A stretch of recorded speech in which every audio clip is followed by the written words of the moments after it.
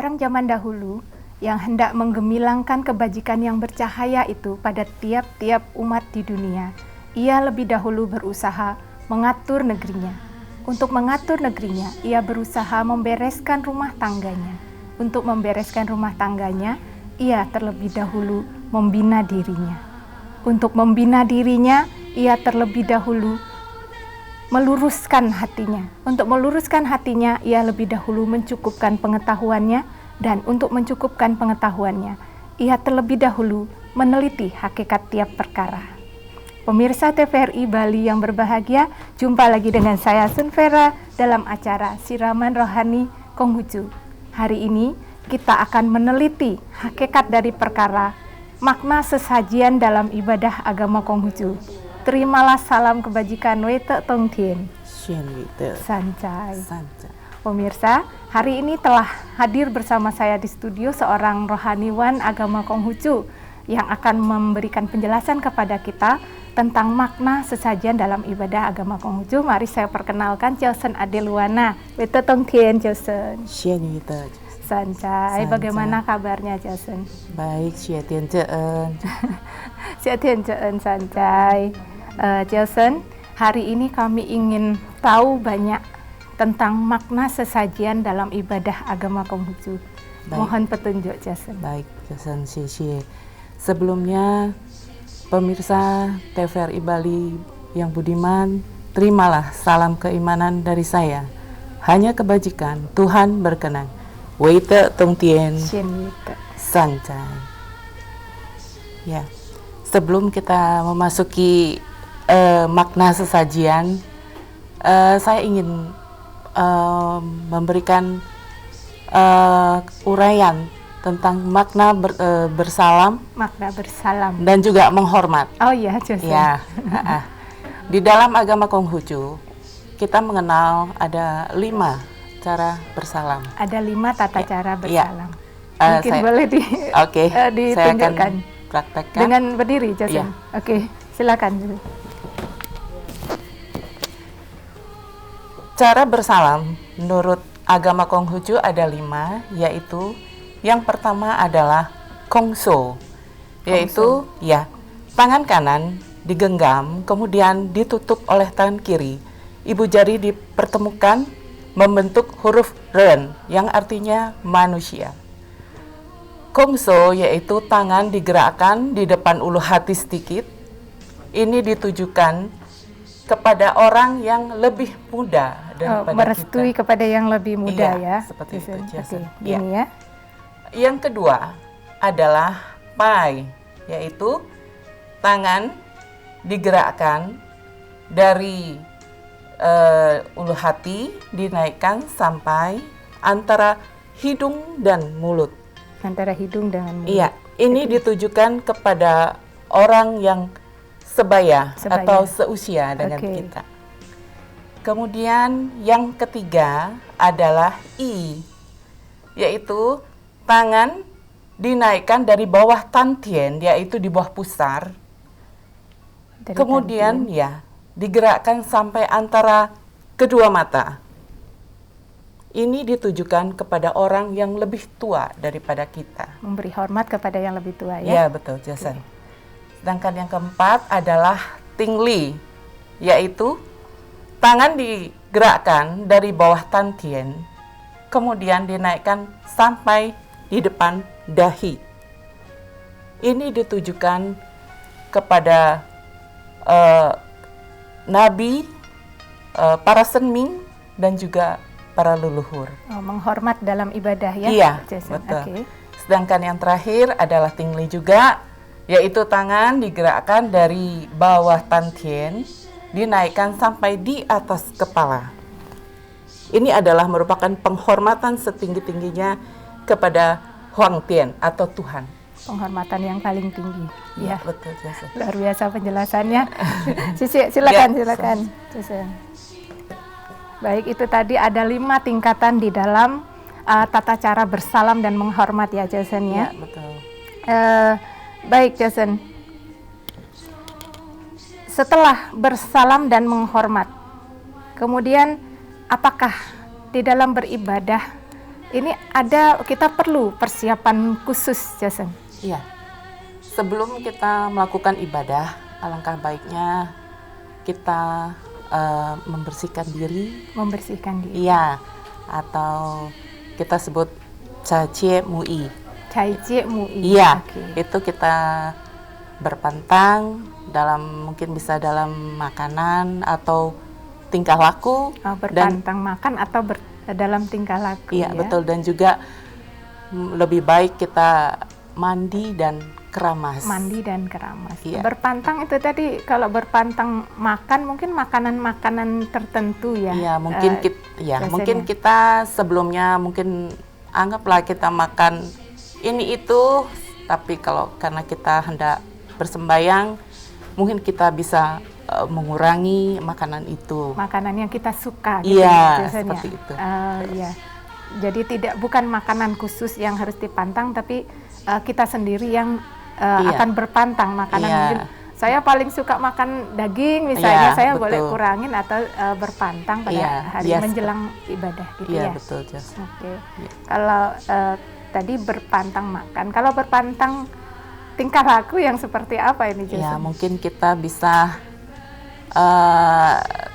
mungkin kita jangan ngomel-ngomelin orang atau sikap kita harus baik, sopan santun tuh bagaimana. Berarti menjaga ke dalam ya. Iya, betul. Mungkin biasanya suka marah-marah, kemudian pada saat mau beribadah mulai dipantang. Iya, betul. Apa itu bisa nanti jadi kebiasaan baik mungkin ya, Jason ya? Iya, mungkin ke depan lebih baik ya. Jadi awalnya itu, pada saat mau ibadah aja direm gitu, kemudian lama-lama mungkin jadi terbiasa. Iya, supaya kita bisa membina diri juga ya. Itu ya tujuannya untuk membina diri ya, Jason ya. Baik, Jason. Kita sudah kalau sebelum beribadah harus ada persiapan ya. Selanjutnya kita akan bicara tentang sarana peribadahan, tapi setelah yang satu ini.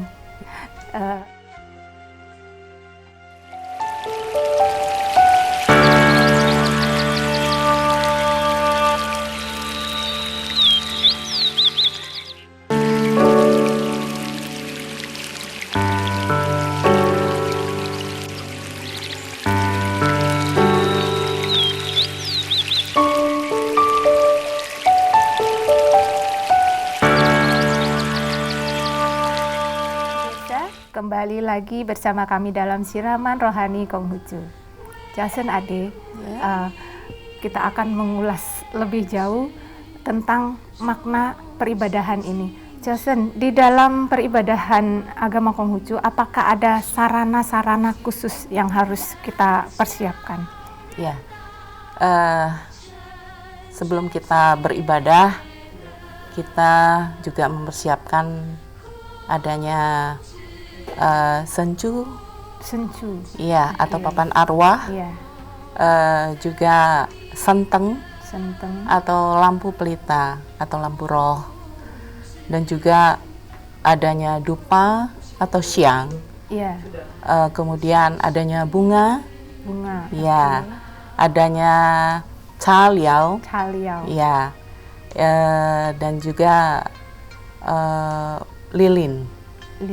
Kalau caliau itu sendiri apa saja? Caliau itu terdiri dari 3, yaitu teh, air putih, dan bunga. Teh, air putih, dan bunga. Oke. Baik, Jason. Kemudian apakah sesajian yang kita haturkan itu mungkin ada kue, buah, dan sebagainya itu, apakah ada yang khusus yang harus disajikan? Iya, betul, Jason. Kita biasanya dalam hal kue, kita menyediakan kue mangkok, ya, kue wajik, kueku, ya, kue lapis, dan juga mungkin kue yang pantas dan layak untuk dipersembahkan. Seperti itu. Kalau buah bagaimana? Ya, buah juga. Biasanya kita mempersembahkan adanya buah pisang ya, buah jeruk, buah pir atau buah li, dan juga buah delima, atau buah-buah yang pada saat itu lagi musim. Oh gitu. Iya. Oke. Apakah sesajian-sesajian ini apakah disajikan memang dari sananya harus seperti itu ataukah ada makna-makna tertentu, Jas?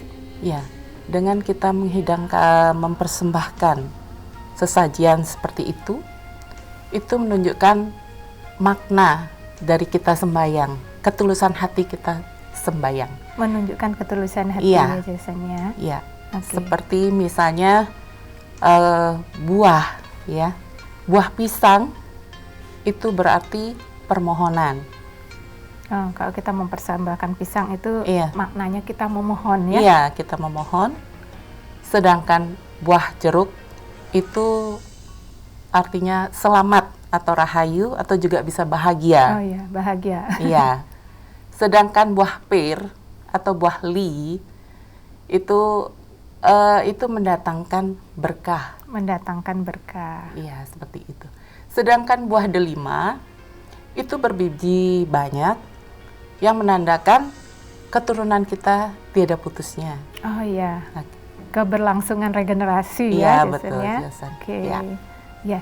Kalau kue bagaimana, Jason? Apa ada makna tertentu kuenya? Tadi ada kue lapis, ada wajik. Oh ya, Ya.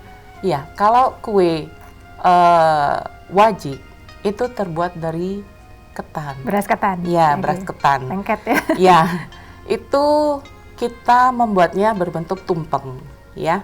Di ujungnya itu harus ada satu butir. Ujungnya satu butir Iya. ya. Benar-benar lancip berarti. Iya, Ya? benar-benar lancip. Oke. Itu yang menandakan Tuhan. Oh, itu.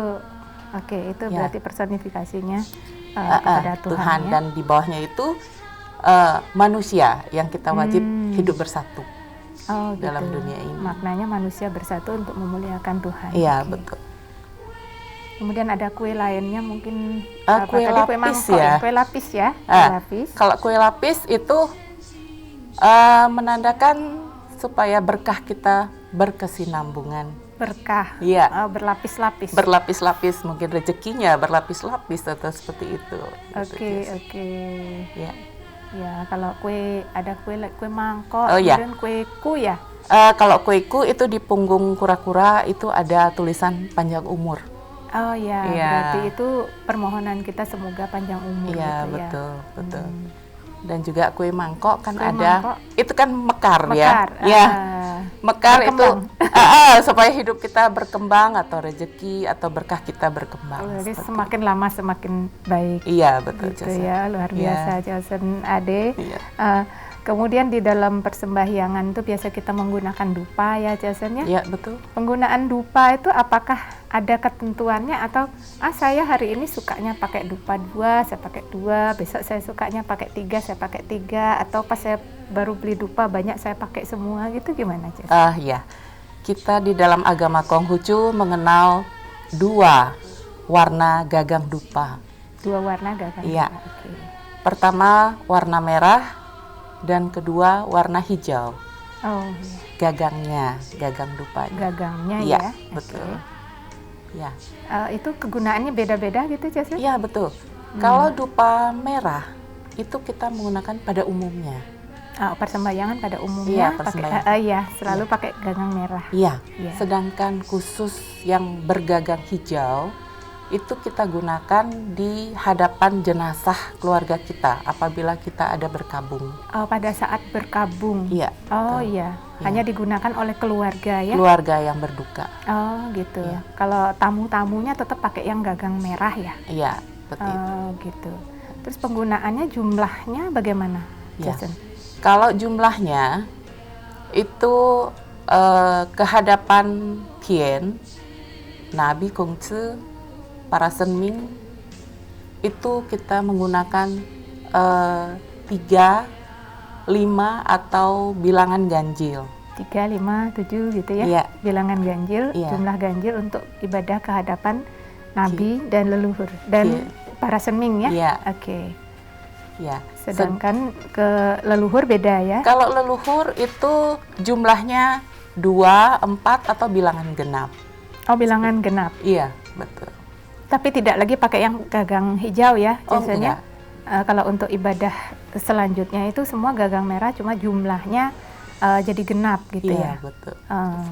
Mungkin ada makna filosofis ya, Josen ya, untuk penggunaan dupa dan pengucapan doa dan pada saat pengangkatan dupa. Tapi akan kita lanjutkan setelah yang satu ini. Pemirsa, kami akan segera kembali dalam siraman agama Konghucu selanjutnya.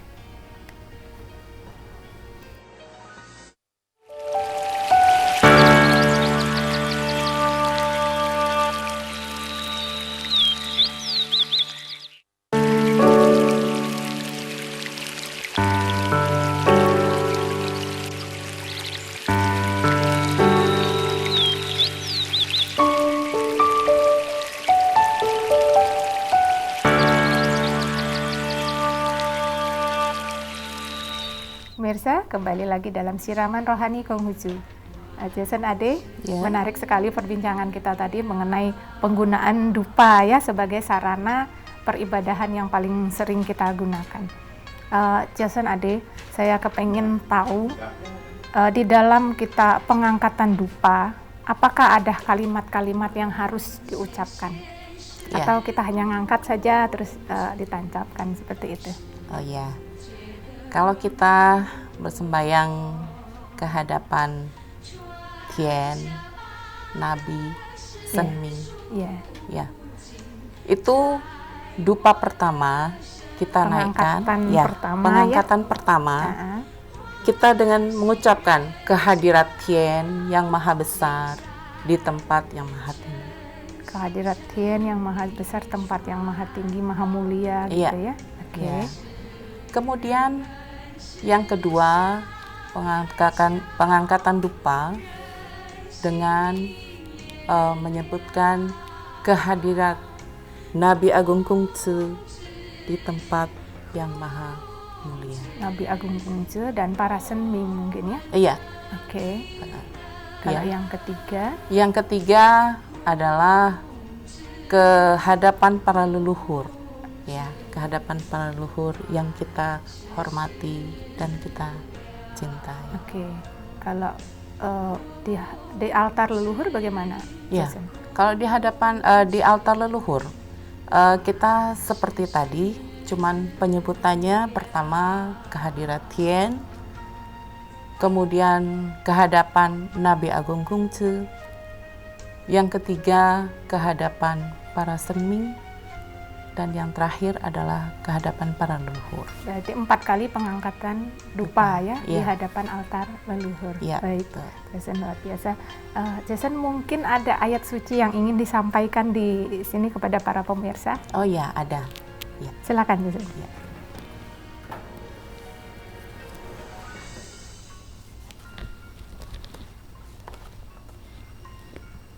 Ya. Saya akan membacakan ayat suci yang diambil dari Sabda Suci jilid 3 ayat yang ke-4. Di dalam upacara, daripada mewah menyolok, lebih baik sederhana. Di dalam upacara duka, daripada meributkan perlengkapan upacara, lebih baik ada rasa sedih yang benar. Demikian. Ya, terima kasih, Josen.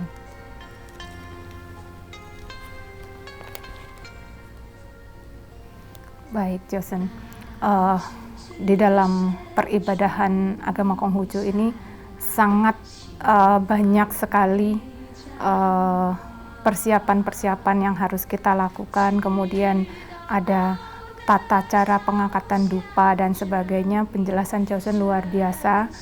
Kemudian ada kalimat-kalimat sakral yang kita ucapkan pada saat pengangkatan dupa. Ini sangat menambah wawasan kita semua.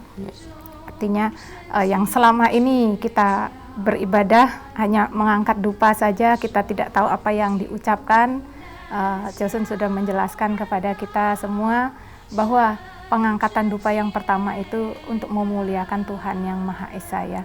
Kemudian dari tumpeng tadi sangat menarik ya, tumpeng ketan, terbuat dari ketan, bahwa manusia itu harus selalu rukun. Kemudian yang di ujungnya paling atas itu adalah melambangkan Tuhan yang Maha Esa. Jadi satu butir 1 butir ketan yang paling atas itu luar biasa Jason. Kemudian dari sesajian buah, kue dan sebagainya itu semua mengandung makna, syarat dengan makna ya Jason ya. Betul, Jason. Dan ayat suci yang Jason sampaikan tadi sungguh sangat mendalam maknanya, bahwa di dalam upacara kita tidak mementingkan sesajian sebenarnya ya. Iya.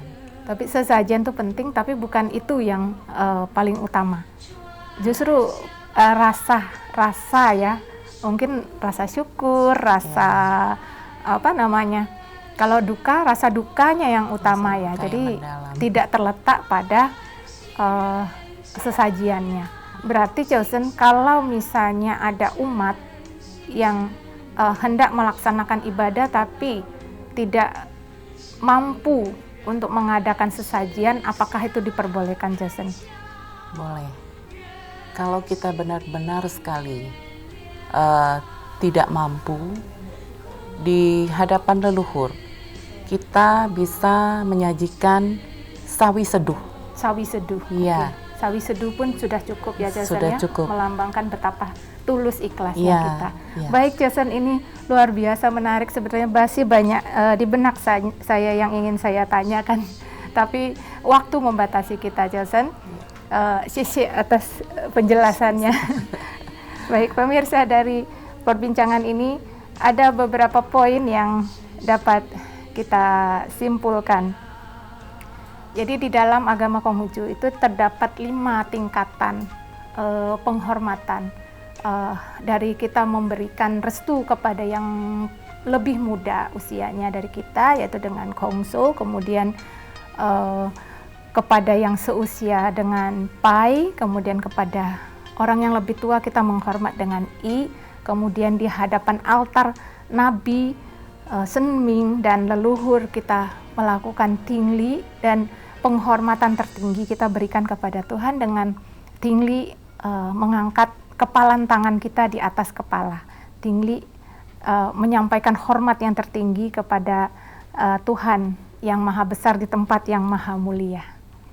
Pemirsa, kesimpulan kita yang kedua adalah penggunaan hio atau dupa di dalam beribadah kepada Tuhan, Nabi dan para senming. Kita menggunakan dupa dalam jumlah genap 2, 4 dan seterusnya. Jumlah ganjil 3, 5 atau 7. Sedangkan jumlah genap kita gunakan pada saat beribadah di hadapan altar leluhur. Setiap sesajian yang kita persembahkan di dalam peribadahan itu mengandung makna filosofis yang mendalam, namun rasa syukur, rasa duka di upacara duka, dan ketulusan hati itulah yang terutama. Jadi bukan sesajiannya.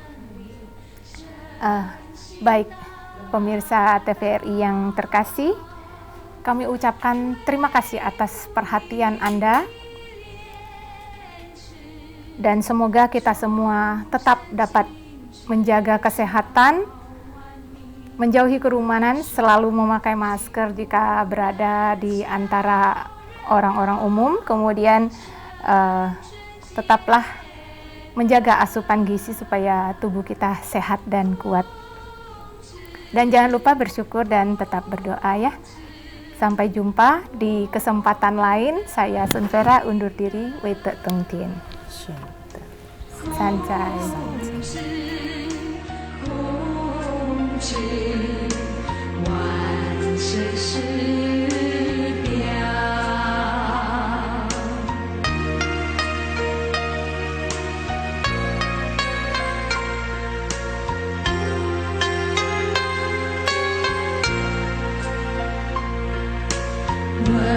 谢谢。